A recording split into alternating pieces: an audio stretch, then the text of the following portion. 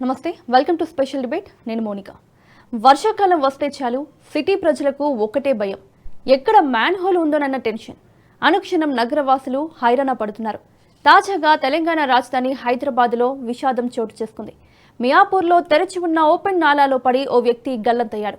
Miss అయిన వ్యక్తి కోసం హైడ్రా, ఎన్డీఆర్ఎఫ్ బృందాలు గాలింపు చేపట్టినా ఫలితం లేకుండా పోయింది. మ్యాన్ హోల్లో పడిపోయిన వ్యక్తి ఆచూకీ ఇంకా లభించలేదు. గల్లంతైన వ్యక్తిని హఫీజ్పేట్, ప్రేమ్నగర్కు చెందిన బాలయ్యగా గుర్తించారు.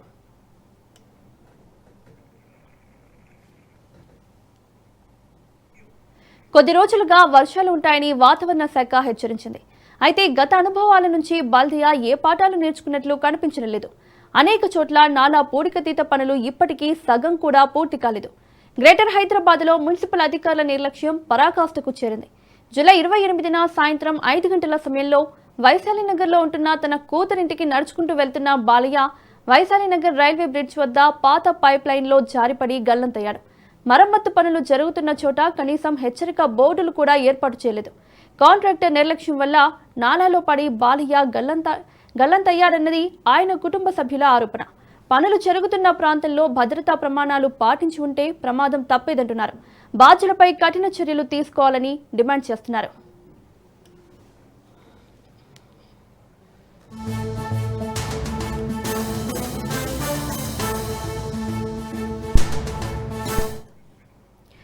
గ్రేటర్ హైదరాబాద్లో ఒక్క మియాపూర్ దుర్ఘటన మాత్రమే కాదు, గతంలో అనేక నాలా ప్రమాదాలు చోటు చేసుకున్నాయి.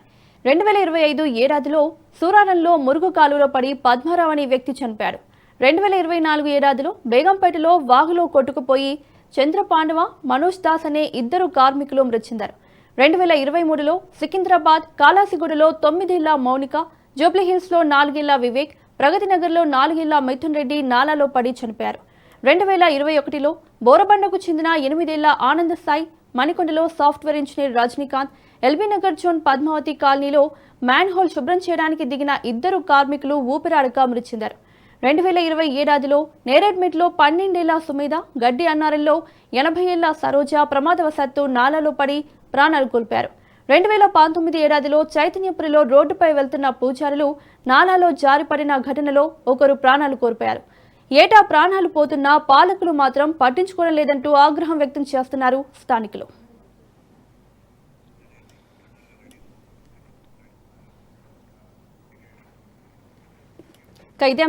ఇదే అంశానికి సంబంధించి చర్చించడానికి చర్చలో పాల్గొంటున్నారు విశ్లేషకులు బండారు రామ్మోహన్ రావు గారు.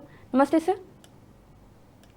నమస్తే చెప్పండి సార్. హైదరాబాద్ లో డ్రైనేజ్ వ్యవస్థ అనేది దశాబ్దాల క్రితం నాటిది. పెరుగుతున్న జనాభాకు, నగర విస్తరణకు తగినట్లుగా నాలా వ్యవస్థను పునర్నిర్మించడంలో పాలకులు ఎక్కడ విఫలమవుతున్నారు? మీకు అట్లాగే రాజ్ న్యూస్ ప్రేక్షకులు నమస్కారం. పురాతన కాలం నిర్మించిన నాలాలు మాత్రం మాకు బాగానే ఉన్నాయి. ఇటీవల నగరం విస్తరణ జరిగిన తర్వాత వచ్చిన వాటిని మియాపూర్ ఎక్కడ ఊరవుతల అప్పుడు కదా, ఊగటిపల్లి ఒక ఊరు కన్నాడు. అటువంటిది మియాపూర్లో నిన్న బాలయ్య చనిపోయినా, సికింద్రాబాద్లో కళాశగూడలో ఒక వ్యక్తి చనిపోయినా, మీరు అన్న 10-12 సంఘటనలు చూస్తే ప్రభుత్వాలు మారుతున్నాయి కానీ అధికారులు తీరు ఏం మారుతలేదని మనకు అర్థమవుతుంది. ఇదే అధికారులు ఎవరైనా చిన్న ఇల్లు కట్టుకుందాం అనుకొని 4 కంకర రాళ్ళు లేకుంటే సిమెంట్ బస్తాలు పక్కన పెట్టి రోడ్డు మీద కొంచెం ఇసుకను పోసాను అనుకోండి, వీళ్ళు వసూళ్ల కోసం తయారవుతారు. వీళ్ళొక్కడే కాదు, కౌన్సిలర్లు, కార్పొరేటర్లు కూడా రెడీ అవుతారు. చిన్న ఇల్లు కట్టుకోవాలంటే డబ్బులు ఇచ్చుకెళ్ళారు కదా వీళ్ళందరూ, అట్లాగే లంచాలు వసూలు చేయడానికి ముందుకుంటారు. కానీ నిన్నటి సంఘటన చూస్తే ఇప్పటిదాకా జరిగిన సంఘటనలన్నీ కూడా ప్రభుత్వాలు ఏమున్నా, ఓనా టీఆర్ఎస్ ఉన్నా, అంతకుముందు కాంగ్రెస్ ఉన్నా, ఇప్పుడు కాంగ్రెస్ ఉన్నా కూడా ప్రభుత్వాలు మాట్లాడుతున్నాయి కానీ నేరపూర్తి నిర్లక్ష్యంగా నేను చెప్తున్నాను. ఎందుకంటే పూర్తి స్థాయిలో ఇది నిర్లక్ష్యం మట్టిదే కాదు, నేరపూర్తి నిర్లక్ష్యం, నేర సమానమైన నిర్లక్ష్యం. నిజంగా చెప్పాలంటే కాంట్రాక్టర్ కు పూర్తి స్థాయిలో పరిహారం కాంట్రాక్టర్ నుంచి కక్కించారు మొట్టంలో, తర్వాత అధికారుల నుంచి కక్కించారు. జిహెచ్ఎంసీ అధికారులు, కాంట్రాక్టర్ ఇద్దరు కలిసి దీనికి ఈ రెండింటి బాధ్యత వహించబట్టున్నాడు. ఎందుకంటే ముఖ్యమంత్రి ఆ స్థాయిలో నాలాలో ఏం జరుగుతుందని కింద స్థాయిలో పర్యవేక్షణ చేయకపోవచ్చు, కానీ ఇప్పుడు ఎవరైతే నడిపించాల్సిన ప్రభుత్వం ఇట్లాంటి చోట్ల మొదలు జాగ్రత్త చర్యలు తీసుకొని ఈ నాలాలు పొగుతున్నాయి మరి ఎట్లా ఉన్నది అని చూస్తే బాగుండేది. మీరు అన్నారు కదా, గతంలో మనకు మోక్షగుండ విశ్వేశ్వరయ్య గారు హైదరాబాద్ నగర మన మురుగునీటి సరఫరా కోసం అద్భుతమైన ప్రణాళిక రచించారు. మైసూరు నుంచి పిలిపించి ఆయన చేశారు. ఇప్పుడు వరల్డ్ సిటీలో చూడండి, ఇటువంటి సంఘటనలు తక్కువ జరుగుతుంటాయి, మనం చూస్తున్నాం. మనం కొన్ని నాళాలు మాయమైనవి, ఫిరంగి నాళాలు లాంటిది మొత్తమే పోయింది. కానీ అట్లా కాకుండా మీరు ఏదైతే ఆధునికంగా నిర్మిస్తున్న నాలాలలో చాలా సమస్యలు వస్తున్నాయి. చాలాసార్లు మనం చూసాం. పంజగుట్ట చౌరస్తా నుంచి మొదలుకొని అటు పక్క అంతా కూడా నీళ్లు వాటి మామూలు వర్షానికి కార్లు మునిపోయిన నీళ్ళు వస్తున్నాయి చూస్తాం. మొన్నటి ఇంత ఎల్నినో ప్రభావంలో కూడా మొన్నటి మొట్టమొదటి వర్షం పడితే మనకి బంజారాహిల్స్ జూబ్లీ హిల్స్ లో కూడా పూర్తిగా కార్లు సగం కొట్టుకపోయి సగం మునిగిపోయిన సందర్భం చూసాం మనం. అంటే ఆధునిక హైదరాబాద్ లోని సమస్యలు ఎక్కువ ఉన్నాయి. ఓల్డ్ సిటీ కంటే అంటున్నాను ఈ మాట అంటున్నాను. ఎందుకంటే ఓల్డ్ సిటీలో ఏమైందంటే చాలా వరకు నాళాలన్నీ మూసీ నదిలో కలుస్తాయి కనుక ఆటోమేటిక్ గా మూసీ నదికి వంపులో ఉంటుంది, ఆ నాళాలు పైన ఎత్తులో ఉంటే కలిసిపోతున్నాయి. కానీ ఎక్కడైతే బంజారాహిల్స్ జూబ్లీ హిల్స్ అటువంటి చోట్ల కూడా ఇట్లాంటి పనులు జరుగుతున్నాయి, ముఖ్యంగా మియాపూర్ లాంటి చోట్ల జరుగుతున్నాయి అంటే మనకు అర్థం చేసుకోవచ్చు ఈ నాళాల నిర్మాణంలో కానీ వాటి పనితీరులో కానీ అధికారులు ఎంత ఇంజనీరింగ్ వ్యవస్థ ఎంత అద్భుత నాశనం చేసిందో చూస్తున్నాం. ఆనాడు ఇంజనీరింగ్ వ్యవస్థ ఎంత అద్భుతంగా ఉందో ఇప్పటి ఇంజనీర్లు నేను మన రేవంత్ రెడ్డి గారు కూడా ఒక మాట అన్నారు, సమర్థించాలి కానీ ఇప్పటి ఇంజనీర్లు ఎంతసేపు డబ్బులు తీసుకొని ఎట్లా పనులు చేద్దామని ఆలోచన చేస్తున్నాను తప్ప ఇంకో మాట లేదంటున్నాను. అదే మాట అన్నారు ఆయన, మీకు సరిగ్గా టాపీ మేస్త్రికి వచ్చిన పరిజ్ఞానం కూడా మీకు ఉండలేదని చెప్పి. అంటే లంచాలు వసూలు చేసేంత నైపుణ్యం మరి మన నాళాల నిర్మాణాలు ఉండాలి కదా. ఎప్పుడు కూడా నాళాల నిర్మాణం ఏముంటుందమ్మా మౌనిక, మనకు ఇల్లు కలుస్తున్న కొద్దీ వెడల్పు పెంచాలి. ఎప్పుడు కూడా మోరీ కానీ ఈ నాలా నిర్మాణం ఎట్లా ఉండాలంటే నీళ్లు అందులో కలుస్తుంటే ఎక్కువ పోని ఎక్కువ వైశాలి మన పైపులు వేయాలి. లేకపోతే ఏమవుతుంది, మొత్తం ఎక్కువైతే పొంగి పొరుతాయి కదా. చూడండి వర్షాకాలం రాగానే కొన్ని మ్యాన్ హోల్స్ పైకి లేస్తే డ్యాన్స్ చేస్తుంటాయి. మ్యాన్ హోల్ పైకి లేస్తుంటే నీళ్లు ఆ మ్యాన్ హోల్ తిప్పుతుంటాయి, డ్యాన్స్ చేయడం అంటారు, అటువంటి చేస్తుంటాయి. కనుక మియాపూర్లో ఇప్పుడు ఈ బాలయ్య చనిపోవడం విషాదకరం. దీనికైతే పూర్తిగా కాంట్రాక్టర్ బాధ్యత వహించాలంటారు. ఎందుకంటే పనులు జరిగే చోట హెచ్చరిక బోర్డు పెట్టడం, నీళ్లు నిచ్చే చోట పక్క దారి చూపించడం, పక్క నుంచి పోవడానికి వీలుగా దానికి రోడ్ డైవర్షన్ చేయడం, ఇట్లాంటి చేయాల్సి ఉండే. నడుస్తూ పోతున్న మన కూతురింటికి పోదాం అనుకున్న బాలయ్య ప్రాణాలు హరిమన్నాయి. ఇంకా ఈ శవం కూడా దొరకలేదు ఇప్పటికి కూడా. అది బాధాకరమేనమ్మా. దీనికైతే ప్రభుత్వం బాధ్యత వహించాలి, ముఖ్యంగా కాంట్రాక్టర్ను, అట్లాగే సంబంధిత అక్కడి ప్రాంత అధికారిని సస్పెండ్ చేస్తే తప్ప ఇటువంటి మళ్ళీ జరగకుండా ఉంటాయి. అవును సార్. అలాగే హైదరాబాద్లో ముఖ్యంగా మార్నింగ్ స్కూల్స్, కాలేజెస్, ఆఫీసులకు వెళ్ళే టైంలో అండ్ తిరిగి వచ్చే టైంలోనే వర్షాలు ఎక్కువగా పడుతుంటాయి. సో ఎక్కువ మంది జనాభా కూడా ఉండేది ఇక్కడే. సో వర్షాలు కురుస్తున్నాయని తెలుసు అండ్ అక్కడ ప్రాబ్లం ఉంటుందని కూడా తెలుసు. అయినా కూడా అట్లా ఒకవేళ మ్యాన్ హోల్ ఓపెన్ ఉన్నా కూడా అక్కడ ఒక హెచ్చరిక బోర్డు పెట్టవచ్చు కదా అధికారులు. ఎందుకు ఇంత నిర్లక్ష్యం వీళ్ళకి? ప్రాణాలు పోయినా పట్టించుకోరా? ప్రతి సంవత్సరం ఇలానేనా ఇంకా? అదే ఇప్పుడు ప్రాణం రాకడా ప్రాణం పోకడ తెలియదంటారు. మీరు అన్నట్టు చాలా సార్లు ఏమైందంటే అయితే ఉదయం పడుతుంది, మీరు అన్నట్టు సాయంత్రం ఆఫ్టర్ 4 పడుతుంది. ఆఫీసులు విడిచిపెట్టే స్కూల్ విడిచిపెట్టే అని పడుతుంది వర్షం. ఎక్కువ మధ్యాహ్నం తక్కువ కొంచెం. అట్లా చూస్తే మీకు ఈ వర్షం పడుతున్న క్రమంలో ఏవైతే రిపేర్లు ఉన్నాయో అటువంటి చోట్ల రోడ్ డైవర్షన్ చెప్పాలి. అట్లాగే ఇటువంటి నారాయణ చోట మరి ఏమైనా పైప్ మన మ్యాన్ హోల్ పక్క తీసి పెడితే దాని చుట్టూ కంచె ఏర్పాటు చేసే ప్రయత్నం చేయాలి. ఇది కాంట్రాక్టర్ బాధ్యత. ఎప్పుడైనా నేను ఇంజనీరింగ్ రూల్స్ ప్రకారం ఏంటంటే కాంట్రాక్టర్ ఏం చేయాలంటే ఏదైనా పని చేయాలి. మామూలుగా రోడ్డు పని చేస్తున్నాను అనుకోండి, రోడ్ డైవర్షన్ బోర్డులు ఎక్కడి నుంచి పెట్టాలి?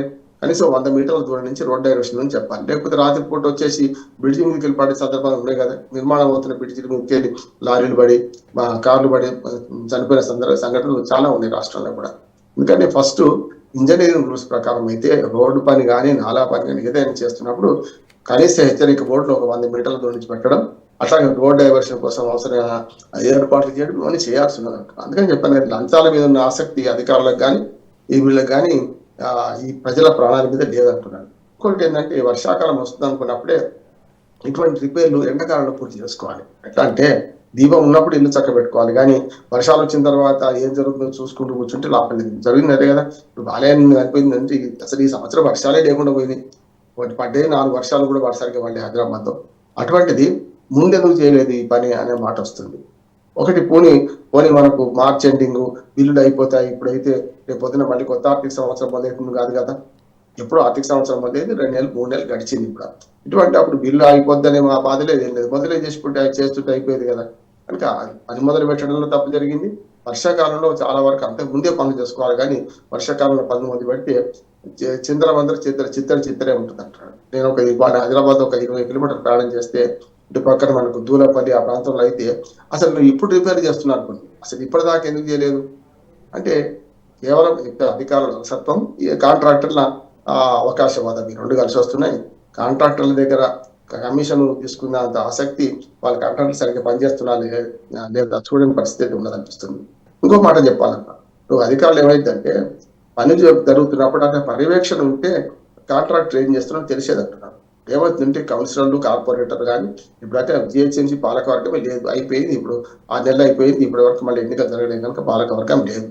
లేకపోయినా లోకల్ లీడర్స్ బాగా అధికారం చలాయించుకుంటుంటారు. చూస్తున్నాం కదా మనం.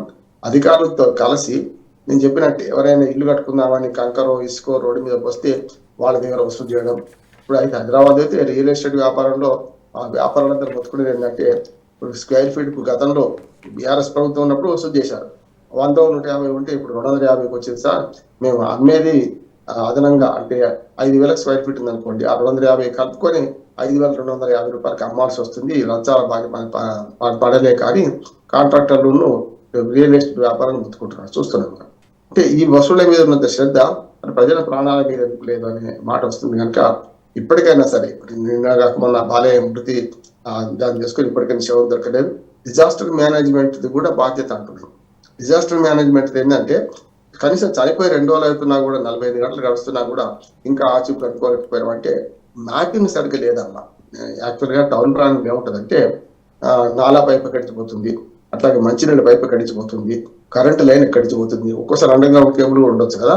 వీటన్నిటి పట్ల మ్యాప్ ఒకటి ఉండాలి. ఇప్పుడు గతంలో చిన్న చిన్న ఊళ్ళు అయితే వాళ్ళకు అక్కడి ప్లంబరు, అక్కడి నాలా మీద ఉన్న వాళ్ళు వాళ్ళకి కొంచెం అవగాహన ఉంటుంది. ఇది మన అధికారులు మారుతుంటారు కదా. జిహెచ్ఎంసీలో ఒకే అధికారి ఒకే దగ్గర ఎప్పటికి ఉండడుతున్నా కనుక మ్యాపింగ్ అనేది ప్రధానం. అంటే ఇప్పుడు నగరాలు నరకాలుగా మారుతున్నాయంటే కారణం ఏంటంటే అధికారుల అలసత్వము, దానికి తోడు ఒక ప్రణాళికబద్ధమైన నగర అభివృద్ధి జరగకపోవడం అంటారు. జరిగితే ఏమైందంటే విదేశాలలో అభివృద్ధి చెందిన దేశాలు ఎట్లుంటుందంటే ఒక రోడ్డు పోతుంటే రోడ్లో ఏ పక్క ఎలక్ట్రిసిటీ లైన్ ఉన్నది, ఏ పక్క మనకు టెలిఫోన్ లాంటి అన్ని అండర్ గ్రౌండ్ కేబులే కదా. అట్లాగే మా మురికి నీరు లైన్ ఉన్నది. అసలు వర్షం నీటికి కూడా లైన్ వేరే ఉండాలి. యాక్చువల్గా మన దగ్గర హైదరాబాద్ సమస్య ఏంటంటే గతంలో వర్షం నీటికి వేరే, మురుగు నీటికి వేరే మొక్షగుణ విశ్వేశ్వరయ్య గారు మన గోల్డ్ సీట్లు అంతా ప్లాన్ చేశారు. ఇక్కడ మనకు కొత్త ఆధునిక కాలంలో మనకి కొత్త కాలనీలు వచ్చినప్పుడన్నా మురుగు నీటికి వేరే, వర్షం నీటికి వేరే ఉన్నప్పుడు మనకు మూసీ నది కాలుష్యం కాదు కదా. మురికి నీరు అంతా ఓ రకంగా పోయి పక్క నుంచి పైప్ లైన్ వేసి వర్షపు నీటిని అక్కడ దాకా మూసీ నదిలోకి దగ్గర ఉన్న నాలాలోకి, పెద్ద నాలాలోకి మళ్ళించే కార్యక్రమం చేస్తే ఇది ఉండే అంటున్నాను. వీటన్నిటికీ ప్రధానంగా ఏంటంటే మ్యాపింగ్ ఉండాలి. అంటే ఎక్కడికక్కడ ఏ నాలా ఎటుపోతుంది అని మ్యాపింగ్ ఉంటే ఆ రోడ్డు పనిబడి కొత్త అధికారులు మారుతుంటారు కదా. అధికారులు మారినప్పుడల్లా మరి వాళ్ళకు ఆ రోడ్లో ఎక్కడెక్కడ ఏమున్నాయని తెలుసుకుంటే కదా వాళ్ళు చేసేది అంటున్నారు. చూడండి, చాలాసార్లు ఏదైనా తవ్వకాలు మొదలు పెడతారు ఒక పని చేయడానికి. అప్పుడు మన పక్కనున్న మురికాల పైప్ లైన్ పగిలిపోతుంది, లేకపోతే మంచినీటి పైప్ లైన్ పగిలిపోతుంది. చూస్తున్నాం మనం. అట్లాగే ఎప్పటికప్పుడు ఆధునికంగా కొన్ని అవసరమైతే, ఉదాహరణకు మనం గోరఖ్పూర్ అని ముషిరాబాద్ దగ్గర ఉంటాయి, చూసాం మనం. 15 నెలల క్రితం మంచినీళ్ళు తాగి 16 మంది చనిపోయారు. ఎందుకు చనిపోయారు వాళ్ళు? ఇక్కడ తోళ్ల పరిశ్రమలు ఉన్నాయి. ఆ తోళ్ల పరిశ్రమల నీరంతా కూడా ఇంకో పైప్ లైన్, మురికి నీరు పైప్ లైన్ పోవాలి. పోకుంటూ అది ఇది పక్కనే ఉండడం వల్ల నీటి పైప్ లైన్లో తుప్పు పట్టి, అప్పుడు పాతయన్ని కూడా మీకు ఇనుప పైప్ లైన్ చేసేవారు నీటికి కూడా, మంచినీటికి కూడా. అయితే దాంతో తుప్పు పట్టి పోగా ఈ తోళ్ల మన పరిశ్రమలో ఉన్న కాలుష్యం అంతా ఏదైతే రాసాయనిక నీళ్ళు ఉన్నాయో అవి అందులో కలవడం, వెంటనే 16 మంది చనిపోవడం చూసాం. అంటే మంచినీళ్ళు జరిగితే మరణమైన సందర్భం హైదరాబాద్లో చూసాం మనం. అంటే హైదరాబాద్ నగరాలు అక్టోపస్ లాగా విస్తరిస్తున్న నగరంలో మౌలిక వసతుల కల్పన బాధ్యత.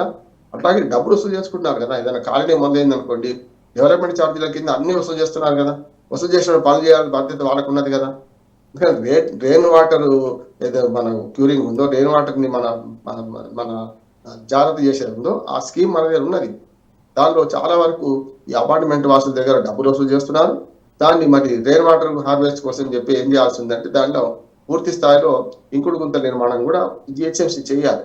డబ్బులు వసూలు చేసుకుని పెట్టుకుంటున్నారు. నేను ఒక కాలనీ ఒక అపార్ట్మెంట్ అధ్యక్షుడిగా 40,000 రూపాయలు మా సబ్సిడీలో మా ఇంట్లో దాన్ని వాళ్ళ దగ్గర వసూలు చేసి మరి వాళ్ళతో కాలువ తీయించారు. కాంట్రాక్టర్ దగ్గర తీసుకున్న బిల్డర్ వెళ్ళిపోయిండు. రెసిడెంట్స్ వచ్చిన తర్వాత వాళ్ళతో తీసుకొని మరి తొలగించుకున్నాం మేమే.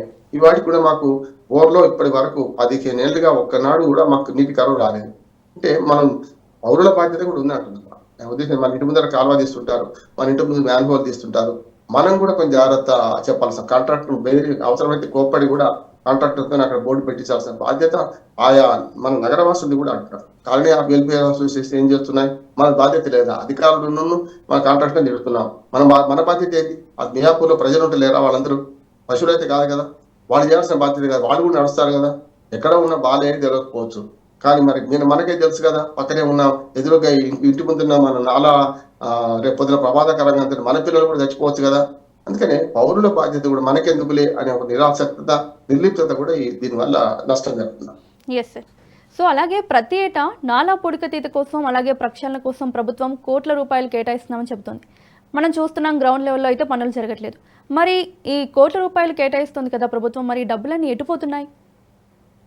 అంటే అక్రమార్కులు ప్రభుత్వం చేస్తున్నారు, సగం పని చేస్తున్నారు, మొత్తం స్వాహా చేస్తున్నారు కింది నుంచి మీద దాకా. ఒక మున్సిపల్ కౌన్సిల్ మీటింగ్ కే సమోసాల సప్లై, మనకు ఆహార సప్లైకి ₹1,00,00,000 ఖర్చు అవుతుంది. చూస్తున్నాం. ఒక 150 మంది ఉన్న కార్పొరేటర్లకు ఒక మీటింగ్ పెడితే ₹1,00,00,000 ఖర్చు అవుతున్నాయి. మరి ప్రజల సౌకర్యాల కోసం ఖర్చు పెట్టడానికి ఎందుకు ముందు అవుతున్నారు? విన్నట్టు బడ్జెట్స్ కేటాయిస్తున్నారమ్మా. కేటాయించిన బడ్జెట్ సక్రమంగా ఖర్చు అవుతుందా లేదా అంటే ఇందులో 2 ఉన్నాయి. ఒకటి, నేను మున్సిపల్ వ్యవహారాల నిపుణుడిగా చెప్తున్నాను. దీనిలో ఏముంటది అంటే మనకి వార్డు కమిటీలు ఏర్పాటు చేయాల్సి ఉండే. అంటే మనకు ఏ వార్డుకు ఆ వార్డుకో కౌన్సిలర్ కానీ లేకపోతే కార్పొరేటర్ ఉంటారు. కానీ అట్లా కాకుండా వార్డు కౌన్సిల్ అని మనకు 3 లక్షల జనాభా దాటితే అక్కడ ఖచ్చితంగా ప్రజల నుంచి భాగస్వామ్యం పెంచాలనికి కౌన్సిల్ మీటింగ్స్ మన వార్డు సభ్యులను ఏర్పాటు చేయాల్సి ఉంటుంది. 10 మందితోని 9 మందితోని బేస్ సంఖ్య.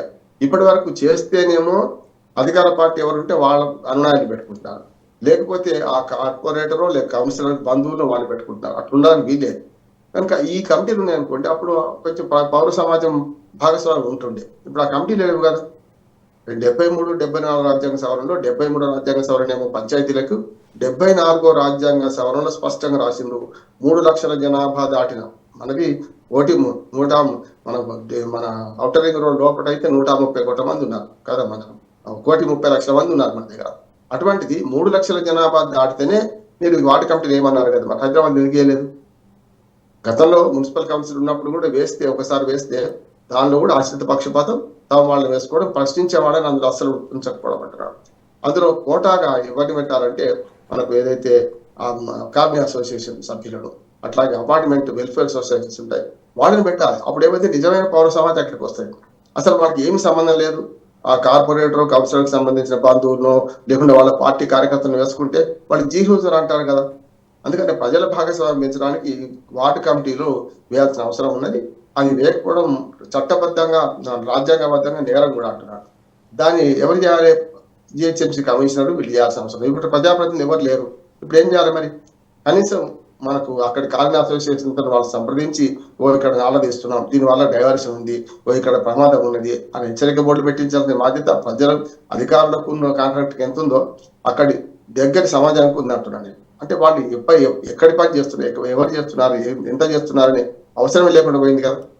ఒక మాట అమ్మా, మనకు సమాచార హక్కు చట్టం ప్రకారం ఏంటంటే మనకు ఏదైతే పని చేస్తున్నారో ఆ పని విలువ ఎంత, ఏ డిపార్ట్మెంట్ సాక్ష్యం చేసింది, అక్కడ ఎన్ని రోజుల్లో పూర్తి చేయాలి, పని కాంట్రాక్టర్ ఎవరు, ఇవన్నీ వివరాలు అక్కడ బోర్డు పెట్టాల్సి ఉంటుంది. సమాచార హక్కు ప్రకారం చట్టం ప్రకారం ఎవరు పెడుతున్నారు?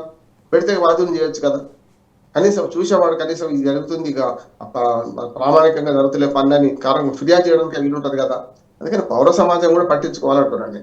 ఏదైనా సరే మీరు ఒకసారి చూడండి, జనరల్ గా ఈ ప్రధానమంత్రి సడక్ యోజన ఉంటున్నాయి. మీరు చూడండి, అక్కడ ఎక్కడైనా ఊళ్ళలో ప్రధానమంత్రి సడక్ యోజన కింద పనులు చేస్తుంటే ఆ పని విలువ ఎంత, ఎట్లా ప్రధానమంత్రి సడక్ యోజన అంటే ఆ స్కీమ్ కింద శాంక్షన్ అయింది, ఎప్పుడు శాంక్షన్ అయింది, ఏ రోజు వరకు పని పూర్తి చేయాలి, ఎట్లాంటి నాణ్యత ఉండాలి పనిలో అని చెప్పి మొత్తం ఒక బోర్డు పెడతారు. ఇట్లా ఒక రోడ్డు బొమ్మ వేసి పెడతారు. అట్లా ప్రతి కాంట్రాక్టర్ మన పని వద్ద ఈ పనులు పెట్టిన అనుకోండి, ఇప్పుడు మనకు తెలుస్తుంది కదా, అంటే ఇది 10 కోట్ల రూపాయల పని, ఈ 10 కోట్ల రూపాయల పని గిద్ద చిన్నదేనా, 100 మీటర్లకి 10 కోట్ల అవుద్దా అని మనం ఫిర్యాదు చేయడానికి కూడా వివరాలు తెలిసి చేస్తాం కదా. ఎప్పుడు సమాచారం ఆయుధం. సమాచారం కనుక సరైన విధంగా ఇస్తే ప్రజలు కూడా అవేర్ అవుతారు. ప్రజలకు సమాజం గుప్పిట మూస్తే ఏమవుతుంది, సమాచారాన్ని మనకు తెలియకపోతే మనం ఊరుకుంటాం కదా. అందుకని ప్రజలు కూడా ఆ కార్యాలయంలో ప్రజలు కానీ వీళ్ళందరూ బాధ్యత వహించి ఈ పని జరుగుతుంది, ఈ పని విలువ ఎంత, బోర్డు ఎందుకు పెట్టలేదు అని అడిగినప్పుడు బాగుంటది. అట్లాగే మనకు సమాచార హక్కు చట్ట ప్రకారం ఇంకొకటి కూడా ఉన్నది. సిమెంటు కాంక్రీటు ఏదైనా సిమెంట్ రోడ్ వేస్తున్నాం అనుకోండి, దానిలో కూడా నాణ్యత సరిగ్గా ఉందా లేదంటే వర్క్ జరిగే చోట శాంపిల్స్ సేకరించి దాన్ని పరీక్షలకు పంపవచ్చు. మనకు హక్కు ఉంది, పౌరులు ఎవరికైనా హక్కు ఉన్నది. దాని ఎంతమంది తెలుసు? అది సమాచార హక్కు చట్టం ప్రకారం వాళ్ళ అప్పుడు కలిపిన సిమెంట్ కాంక్రీట్ మిశ్రమాన్ని మనకు బ్యాగులో వేసి ఇవ్వాలి, దాని మీద సీల్ వేయాలి, కాంట్రాక్టర్ సంతకం పెట్టాలి. దాన్ని పరీక్షలు పంపితే వాళ్ళు అవసరమైన సిమెంట్ కలిపారా, ఇసుక కలిపారా, ఇసుక కంటే సిమెంట్ తక్కువ కలిపారా, ఇసుక కక్కర ఎక్కువ కలిపారా అనేది కూడా తేలుతుంది కదా. అంటే చాలా పనులు ఉన్నాయి. ఇప్పుడు ఉదాహరణకు 4 ఇంచుల మందంతో రోడ్డు వేయాలనుకోండి, దాన్ని 3 ఇంచుల మందం వేస్తాడు. అప్పుడు ఏమవుతుంది? తొందరగా రోడ్డు తొందరగా చెడిపోతుంది. సిమెంట్ రోడ్డు నాణ్యత ఉండాల్సింది. అందుకని మేము గతంలో ఇదే కేజ్రీవాల్ గారు రాజకీయాలకు రాకముందు ఢిల్లీలో సుందర్ నగర్ కాలనీలో మేము ఇదే ప్రయత్నం చేసినాం. రోడ్డు వేసిన తర్వాత రోడ్డు పక్కన దొరికితే అది 6 ఇంచుల రోడ్డు వేయాలి, దాన్ని 4.5 ఇంచులే వేసిండు. అంటే అటువంటి దాన్ని ఫిర్యాదు చేసాం. శీలా దీక్షిత్ అప్పుడు ముఖ్యమంత్రిగా ఉంటే ఢిల్లీలో. ఇక్కడ హైదరాబాద్ కూడా అంటాం.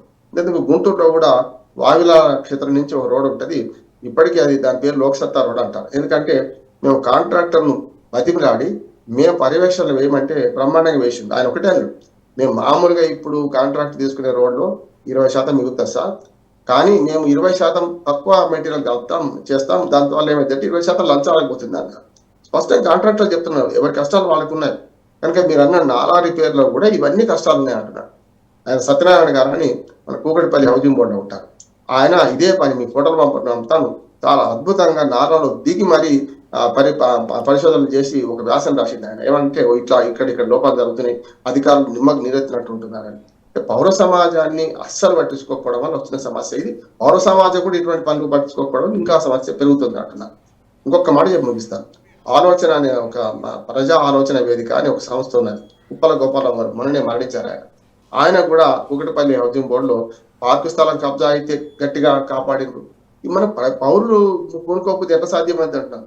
వెంకటరమణ కాలనీ మనకు ఖైరతాబాద్ ఉంది. అక్కడ కూడా అంతే, ఒక పార్క్ స్థలాన్ని కబ్జా చేస్తుంటే జీవితాంతం పోరాడు ఆయన, దెబ్బలు తిన్నాడు. సురేష్ అని, వెలుగురు సురేష్ అని ఒక మంచి జర్నలిస్టు. కానీ లోకల్ ప్రజలు పట్టించుకోకపోతే ఆయన ఒక్కటి పోరాటం చేసి ఎన్ని రోజులు చేయగలుగుతాడు? అందుకని పౌర సమాజం జాగృతం కాకుండా బాలయ్య ఇట్లా చనిపోతూనే ఉంటారు, మనం ఇట్లా మాట్లాడుకుంటూ ఉంటాం అన్నమాట. Yes sir, okay sir. చర్చలో పాల్గొనేందుకు thank you sir, thank you so much. ఇది వాళ్ళ స్పెషల్ డిబేట్. చూస్తూనే ఉండండి రాజ్ న్యూస్.